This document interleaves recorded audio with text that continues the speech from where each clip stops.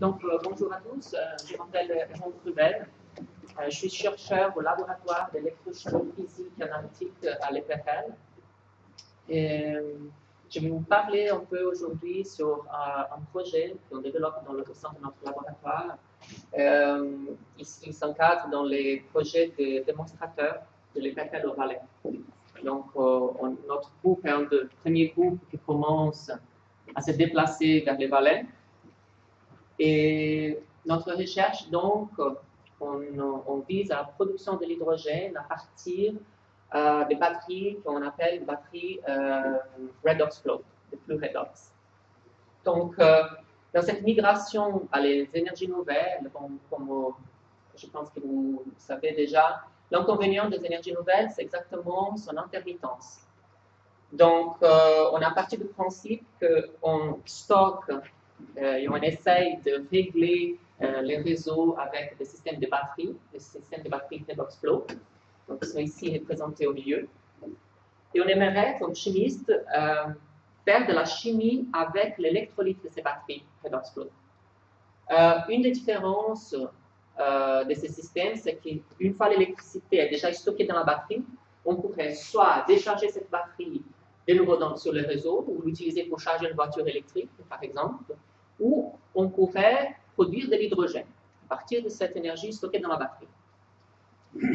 La différence entre produire l'hydrogène avec la batterie et la connecter dans un électrolyseur et notre projet, c'est qu'on n'a pas vraiment besoin d'un électrolyseur. Donc, une fois la batterie elle est chargée, ce qui se passe, c'est qu'on a un système qu'on appelle un stack, donc similaire à un électrolyseur PEM. Et sauf que dans cette stack, ce qu'on fait, c'est réduire une solution de sel de vanadium d'un côté. Donc, on a du sel de vanadium 3 d'un côté qui est réduit à vanadium 2, et ça on appelle des anolytes. Et de l'autre côté, on a une solution de vanadium 4 qui est oxydée à vanadium 5. Donc, ces sels de vanadium en deux états d'oxydation différents vont créer une différence de potentiel. C'est le potentiel de notre batterie. L'avantage de ce système comparé à d'autres batteries, c'est que l'électrolyte, qui est effectivement les moyens sur lesquels on stocke l'électricité, il peut être utilisé indéfiniment. Donc, il dure très longtemps. Différemment d'autres batteries où les électrodes vont avoir une certaine dégradation et la batterie va devenir moins efficace. L'électrolyte, il est là pour toujours. C'est clair, les stacks où on a les électrodes, lui, il va se dégrader avec le temps, mais il est fait de carbone. Donc, il n'est pas cher, on peut les changer. Les membranes, normalement, durent encore plus longtemps que les électrodes, donc on pourrait même réutiliser les membranes. Et on a dans un système, dans l'aller-retour, charge-décharge, on travaille avec des efficacités d'environ 70 et 80%. Ici, je montre les réactions chimiques qui sont dans les systèmes de la batterie. Ici sont les photos de notre site. Donc, on est installé dans l'espace de la station d'épuration de Martigny. Les bâtiments étaient donnés pour un certain temps pour notre laboratoire pour l'utiliser par la ville de Martigny. Et ici, c'est la batterie Redox Flow qu'on a, donc elles sont commerciales, c'est pas qu'on a développé la batterie, on a l'achetée. C'est une batterie de 40 kWh et elle peut être chargée et déchargée à une puissance de 10 kW. On est en train de renouveler la pièce. Bon, c'est un peu difficile de voir. La seule modification de la batterie, c'est qu'elle a 4 robinets qui nous permettent donc de prélever les deux électrolytes de la batterie, le vanadium 5 et le vanadium 2, travailler avec ces électrolytes et après les réintroduire dans la batterie. Alors l'idée, c'est que dans les moments où l'énergie elle est vraiment pas chère, et là il faut réfléchir quel est le moment qu'elle est pas chère, donc c'est quand on a une surproduction d'énergie, d'électricité, on pourrait profiter de charger la batterie. Ici, c'est juste pour montrer un peu des différentes situations qu'on peut observer sur notre site à Martigny. Ça, c'est la radiation solaire dans les derniers jours. Donc, les jours des solstices d'été, le 21 juin, samedi, C'était un cas exceptionnel, il n'y avait aucun nuage pendant toute la journée, donc on a vraiment la courbe attendue pour la radiation solaire. Le lendemain, ce n'était pas si beau que ça, on a même eu un peu de pluie, c'est ici marqué comme les traits bleus. Donc on voit que quand il pleut, il n'y a pas beaucoup de soleil qui arrive, donc naturellement. Et hier, le 25 juin, donc là c'est un cas typique d'une journée ensoleillée, mais qui parfois il y a certains nuages qui passent devant le soleil, donc une production d'électricité sera variable. Bon, si notre batterie elle est trop pleine, on pourrait envisager, bon, et on a encore une surproduction d'énergie, on ne peut pas les stocker.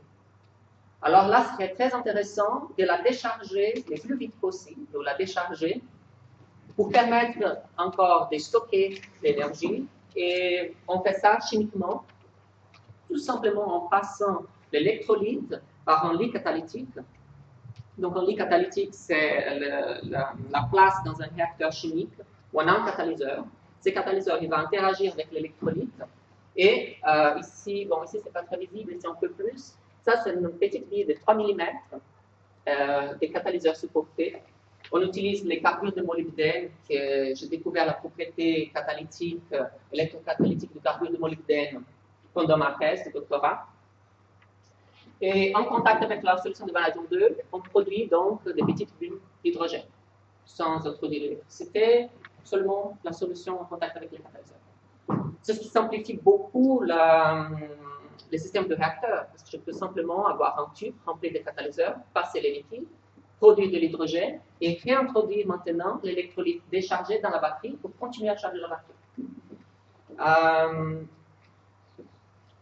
Je pense, on n'a pas entendu aujourd'hui, mais normalement, un électrolyseur ou une pile à combustible va travailler avec des métaux précieux, normalement la platine. Donc il y a un coût des catalyseurs qui est très important. Donc là, on travaille avec le carbure de molybdène qui est beaucoup moins cher que la platine. En tout cas, au labo, on a 3, 4, 5 kilos, donc on n'est pas si riche quand même. 4, 5 kilos de platine, ça fait quand même une bonne quantité d'argent. Dans un électrolyseur, donc le procès d'électrolyse, c'est la décomposition de la molécule d'eau pour produire l'hydrogène et l'oxygène. Donc la réaction inverse, c'est ce qu'on va trouver donc l'hydrogène plus l'oxygène dans les piles à combustible dans les voitures, et on produit donc l'eau. Et l'utilisation de l'hydrogène comme porteur énergétique de futur, c'est, on appelle l'économie à l'hydrogène. Donc, il est basé sur l'utilisation de cellules combustibles directement.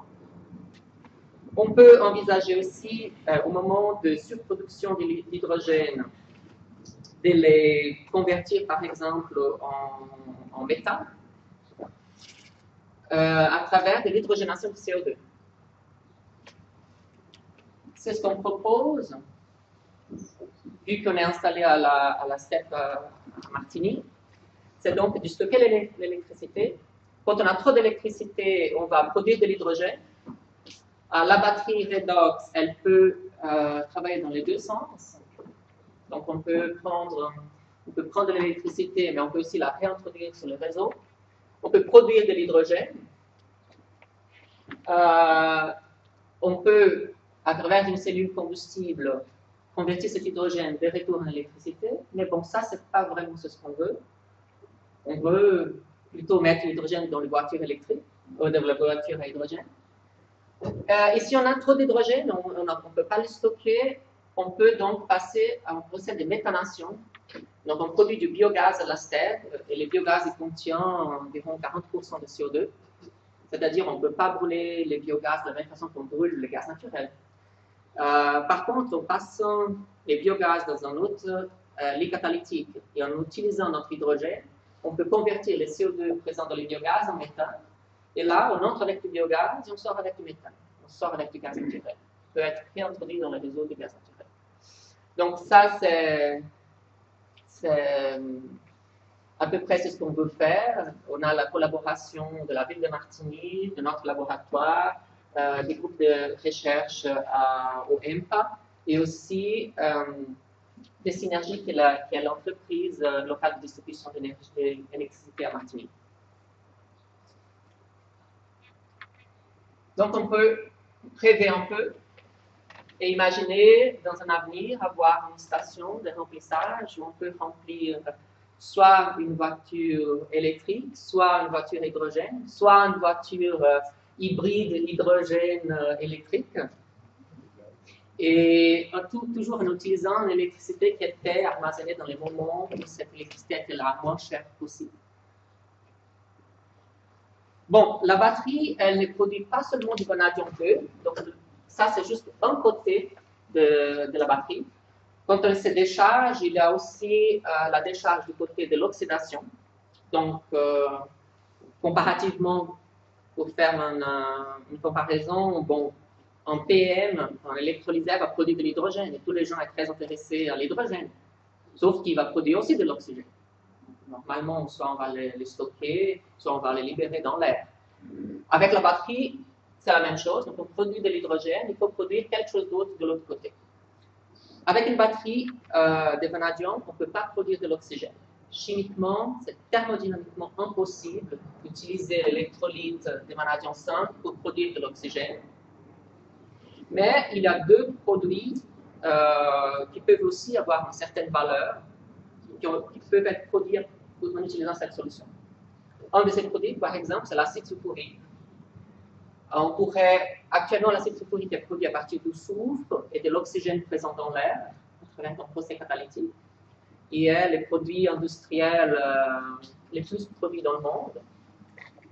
Mais on pourrait, au lieu d'utiliser l'oxygène présent dans l'air, utiliser l'eau et la solution de vanadium 5 produite par notre batterie redox flow.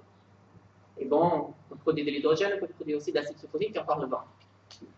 On cherche d'autres possibilités de réaction. Pour l'instant, on est en train de développer ces côtés au sein de notre laboratoire. En même temps, je dois vous dire que ça ne ralentit pas la production de l'hydrogène, vu qu'on a d'autres réactions qui sont bien connues, sont moins intéressantes du point de vue économique, mais qui nous permettent de développer les réacteurs et toute l'ingénierie nécessaire pour mettre en place une station de remplissage hydrogène. Bon, pour finir, j'aimerais vous montrer donc nos collaborateurs. Alors, notre laboratoire dirigé par le professeur Hubert Giraud, l'Office fédéral de l'énergie, sont eux qui ont payé pour cette recherche et sont eux qui ont payé pour la batterie. Synergie, qui collabore en fournissant l'électricité pour tous les tests et la charge-décharge de la batterie, le district de Martigny et les crèmes. Je vous remercie. Je vous présente aussi d'autres collaborateurs qui sont en train de travailler sur le projet. Dr Catherine Tocqueville et Dr Pekka Pelge sont des postdocs dans notre laboratoire. Et Véronique Amstutz fait sa thèse dans le cadre du projet OFEN. Notre partenaire, les sites du labo, les sites de démonstrateurs Redox Flow Battery et les professeurs Belge. Merci.